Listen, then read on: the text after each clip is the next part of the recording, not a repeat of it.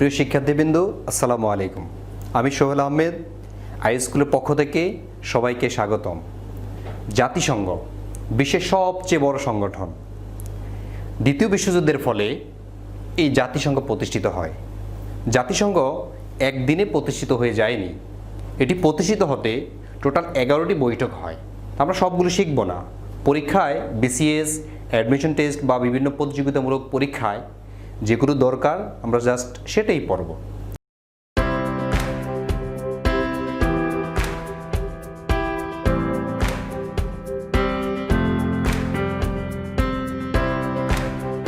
তো জাতিসংঘ গঠনের প্রথম পদক্ষেপ বা প্রথম সম্মেলন কোনটি হয়? সেটি হলো লন্ডন ঘোষণা। লন্ডন ঘোষণা। আর এই লন্ডন ঘোষণা হয়েছিল 12 জুন 1941 সালে। প্রথম বিশ্বযুদ্ধ যখন চলছিল, যুক্তরাষ্ট্রের তৎকালীন প্রেসিডেন্ট ফ্রাঙ্কলিন ডি রুজভেল্ট, তা আমরা মনে রাখবো রুজভেল্টের নামটা আমরা একটু মনে রাখি, রুজভেল্ট, যিনি ছিলেন ইউএস প্রেসিডেন্ট, ইউএসের প্রেসিডেন্ট ছিলেন, ইউনাইটেড স্টেটস অফ আমেরিকার 32তম প্রেসিডেন্ট ছিলেন। আর এই রুজভেল্টের উদ্যোগেই লন্ডন সম্মেলনটি হয়েছিল এবং তৎকালীন সময়ে যুক্তরাজ্য অর্থাৎ ইংল্যান্ডের প্রধানমন্ত্রী ছিলেন উইনস্টন চার্চিল, যিনি এবং রুজভেল্ট এই দুইজনের উদ্যোগেই এই সম্মেলনটি হয়। আর এই দিন অর্থাৎ 12 জুন 1941 সালে হিটলার টের পেয়েছেন যে এখানে একটা সম্মেলন হচ্ছে, ফলে হিটলার প্রচণ্ড রকম বোমা বর্ষণ করে। সেখান থেকে যে ঘোষণা হয় যে আমরা একটি সংগঠন প্রতিষ্ঠা করব, তো সংগঠনের নাম কি হবে, এই জন্য আরেকটি সম্মেলন হয়, যেটা হলো ওয়াশিংটন সম্মেলন। এটা হয় যুক্তরাষ্ট্রে, ওয়াশিংটন সম্মেলন। আর ওয়াশিংটন সম্মেলনটা হয়েছিল 1 জানুয়ারি 1942 সালে ওয়াশিংটনে। আর এখানেই জাতিসংঘের নামকরণ করা হয়। প্রশ্ন যদি হয় যে জাতিসংঘের নামকরণ করা হয় কোন সম্মেলনে, সেটা হবে ওয়াশিংটন সম্মেলনে, ইউএন নামকরণ। আর যে ব্যক্তি নামকরণ করেন তার নাম হচ্ছে রুজভেল্ট, ফ্রাঙ্কলিন ডি রুজভেল্ট। তা আমরা শুধু রুজভেল্ট নামটাই লিখব।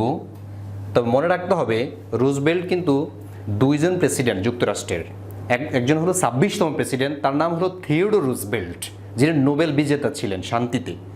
আর ফ্রাঙ্কলিন ডি রুজভেল্ট তিনি কিন্তু নোবেল পুরস্কার পাননি। যাই হোক, তো জাতিসংঘের নামকরণ, তারপর আসে জাতিসংঘ সনদ রচিত হয় কত তারিখে? তাইলে ইউএন সনদ রচিত হয় 26 জুন 1945 সালে জাতিসংঘের সনদ রচিত হয়।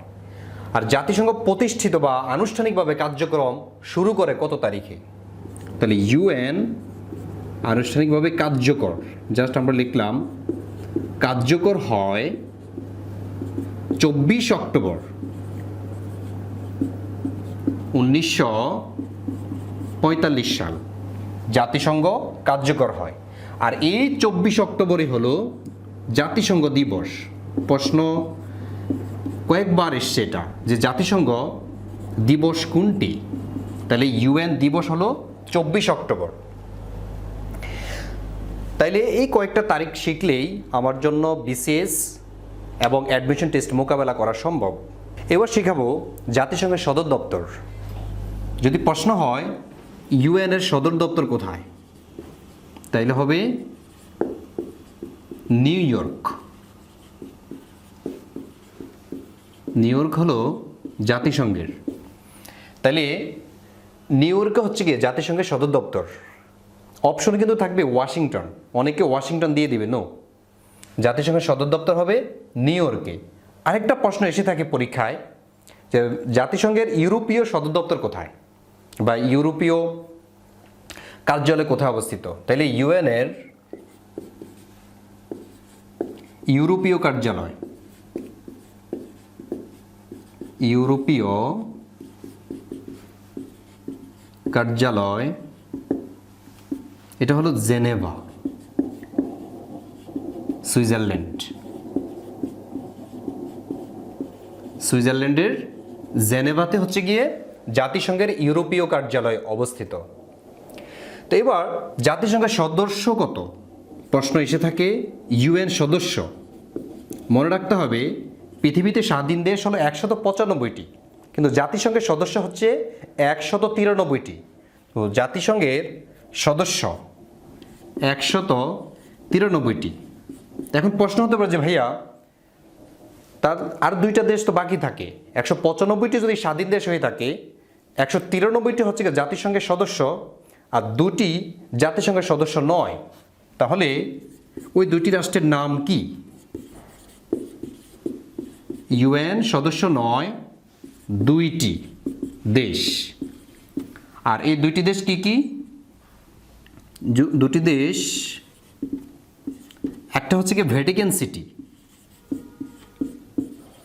ভ্যাটিকান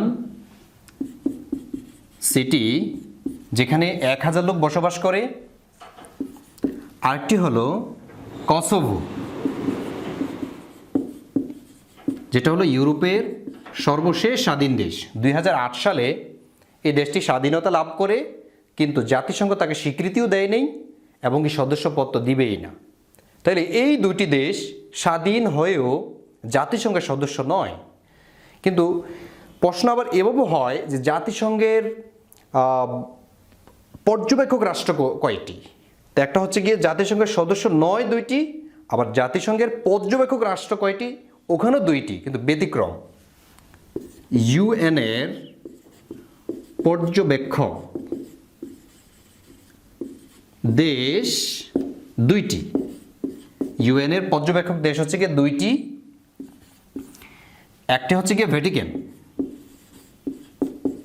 একটা হচ্ছে গিয়ে ভ্যাটিকান সিটি, আরেকটি হলো ফিলিস্তিন।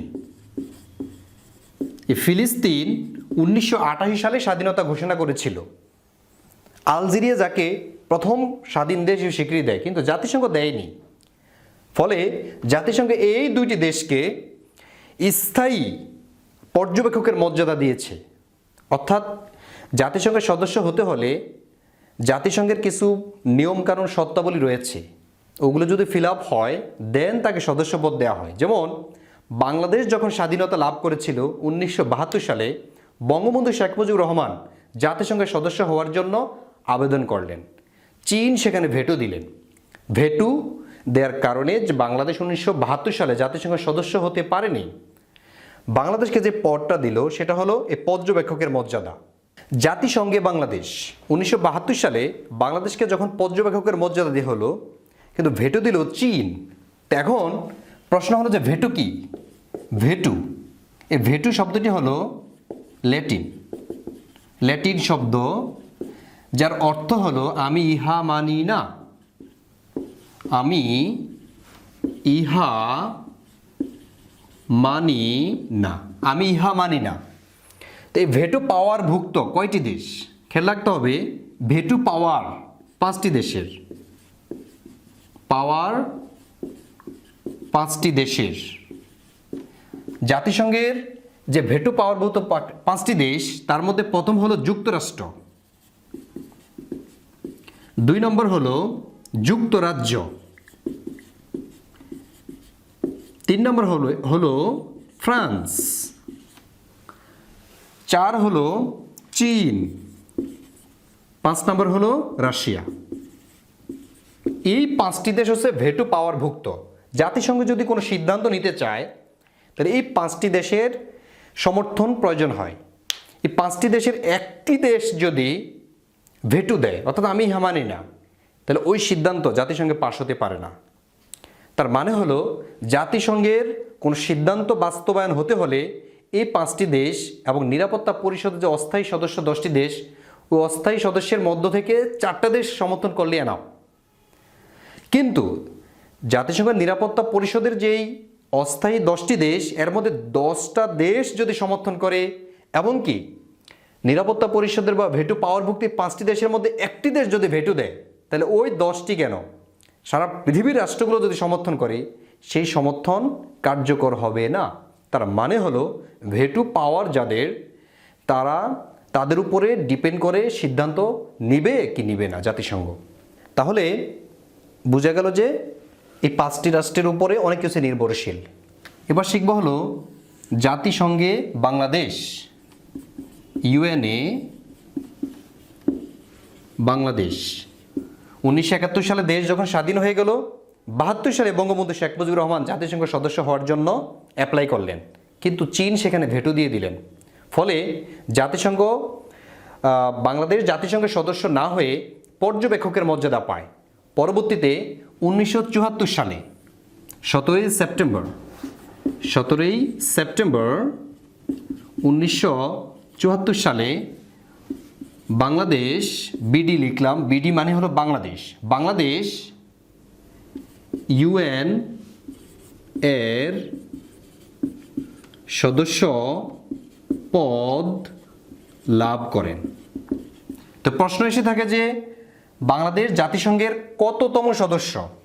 মনে রাখতে হবে 136তম সদস্য বিডি। তারপর বঙ্গবন্ধু শেখ মুজিবুর রহমান 25 সেপ্টেম্বর 1974 সালে জাতিসংঘের সাধারণ পরিষদে ভাষণ দেন বাংলাতে। প্রশ্ন হবে যে কোন ব্যক্তি জাতিসংঘে প্রথম বাংলায় ভাষণ দেন? আবার তারিখটা ইম্পর্টেন্ট। তাহলে হবে 25 সেপ্টেম্বর 1974 সালে বঙ্গবন্ধু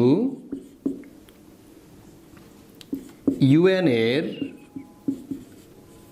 সাধারণ পরিষদে বাংলায় ভাষণ দেন। এটা খুব ইম্পর্টেন্ট একটা তারিখ, 25 সেপ্টেম্বর। জাতিসংঘের সাধারণ পরিষদে, নট নিরাপত্তা পরিষদে।